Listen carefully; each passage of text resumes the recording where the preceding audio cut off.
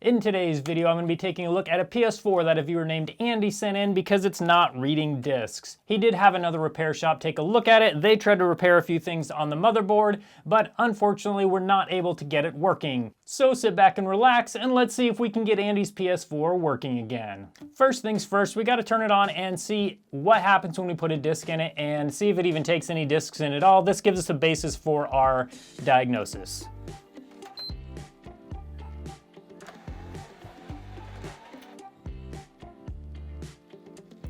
So it does take the disc in, the disc turns the machine on, but as you can tell, it doesn't spin the disc, it doesn't do anything at all. So there's some amount of power getting to the disk drive, but it's obviously not spinning at all, not even trying to spin, so that's gonna be one of the first things we take a look at. But the first thing is we've gotta repair this chip, make sure it's soldered on correctly, and then we can go from there, and we may have to even replace the chip. So let's get it under the microscope and take a look. So now we're gonna add a little bit of flux around the chip, and this flux will just help the solder flow once we heat it up.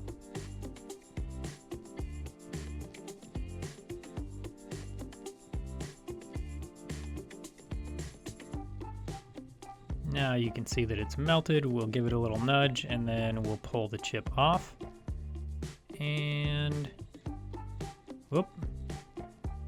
That chip fell off a little bit. Now we'll get this aligned correctly. And I kind of realign it as I go. Sometimes as the solder heats up, it makes it a little bit easier to align it.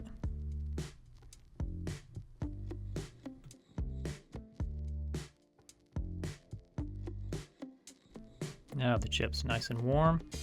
Gonna make sure all the joints are connected and kind of get it realigned. You can tell when it's all liquid as the chip will kind of float around, as you can see it was doing on me there a minute ago. And now just kind of finish it off, make sure the joints are all liquid and connected. Then we'll go and put some more flux on, and I'm going to use my soldering pencil just to make sure all the joints are fully connected. Sometimes these chips can be a little off or warped or something, so I just touch them with the soldering iron just to make sure they're all fully connected. Now, as you can see, I'm connecting a little wire from the pad on the chip to the pad on the motherboard where the pad was torn up with the previous repair attempt. Now that I've replaced that chip, let's put a disc in it and see what it does, see if it does anything different at all.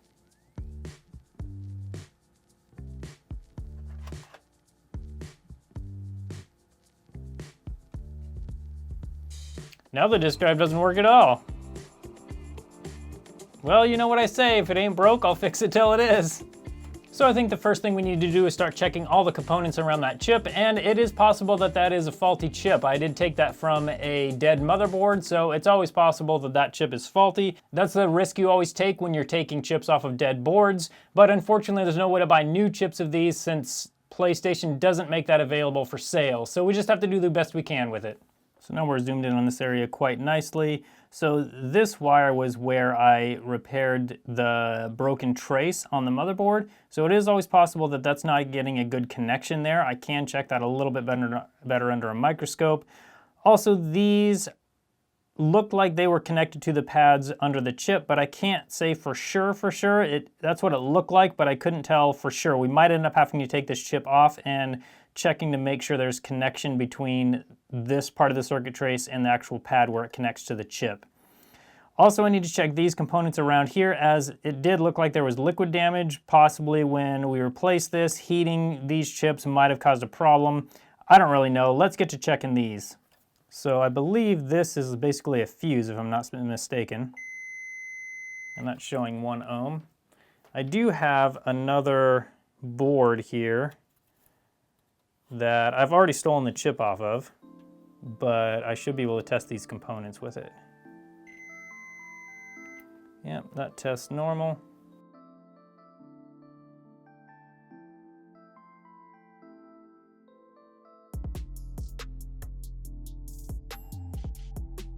Okay, just on that very basic testing I've done, I checked to see if these capacitors had similar readings to the other motherboard, basically just checking to see if there's any shorts, if these were shorted to ground or anything, and they didn't appear to be. So I'm thinking we need to look at this chip again and look at all these connections around it. So I'm gonna look under the microscope and see how those connections look and if we can figure out what the problem is there. I am gonna have to remove this from the frame so we have just the bare motherboard. That will allow me to get different angles of the chip so I can really look at it. It'll also let us look at the other side of the motherboard and see if there's anything obvious going on there. So we're gonna do that next, and then we'll take a look at this under the microscope.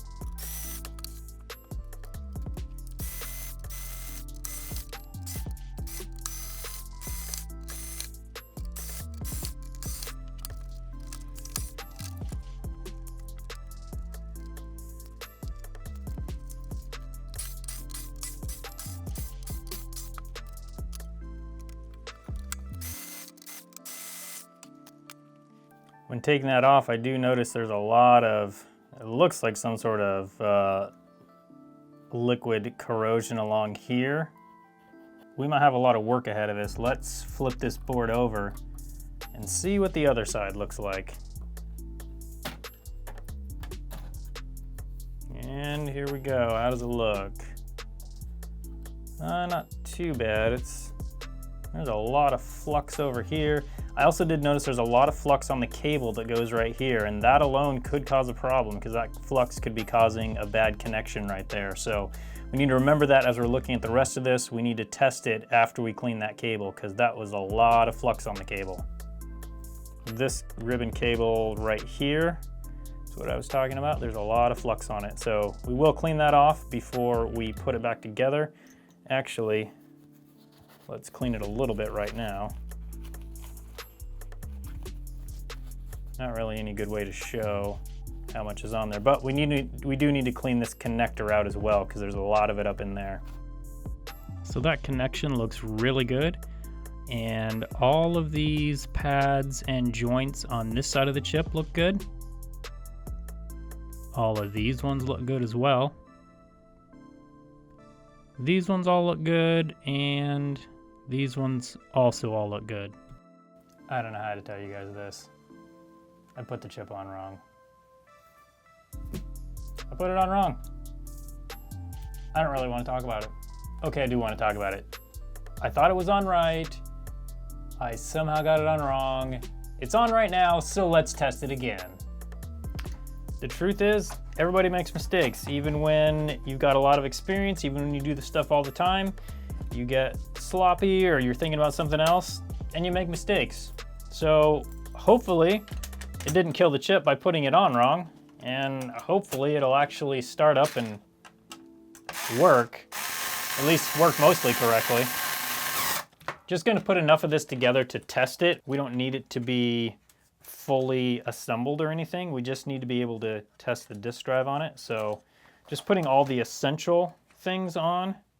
Even the hard drive isn't actually even essential. It'll read a disk without the hard drive. So I don't have to put that on, but it just makes it easier and then less likely that it'll wipe any of the data. I did clean this ribbon cable and I cleaned the connector while it was out, so I'm hoping that's gonna help our problem. Don't know for sure. I also may need to clean it better. I don't know how much flux is down in that connector. Okay, that should be enough to at least start it up and give it a try. And here we go.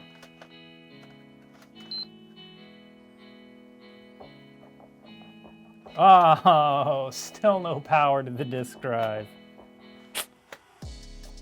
Well, there's a good chance that I somehow killed this chip, so I'm gonna need to replace that yet again. Once I get that done, we'll come back right to this spot and we'll continue from there. Now, one thing I do want to look at really quick are these fuses.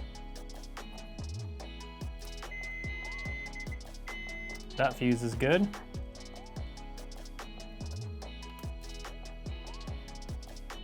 Appears that this fuse is not. So we do have a bad fuse, so I'm wondering if when we replace that chip, it blew this fuse possibly. So what we need to do is replace this fuse and the chip, and then we can test it again.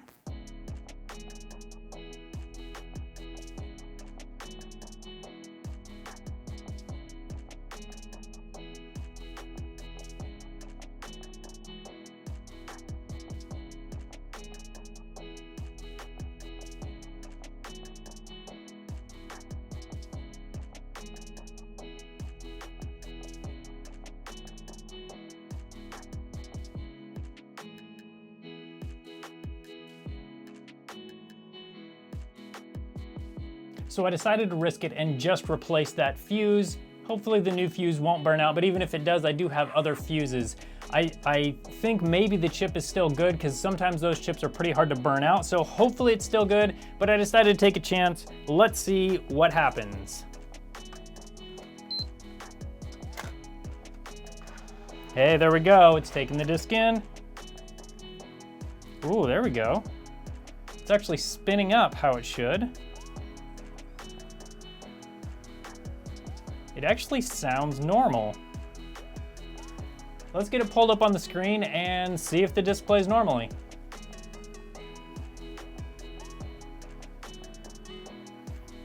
Wow, and it's showing it's ready to go. Let's see what happens.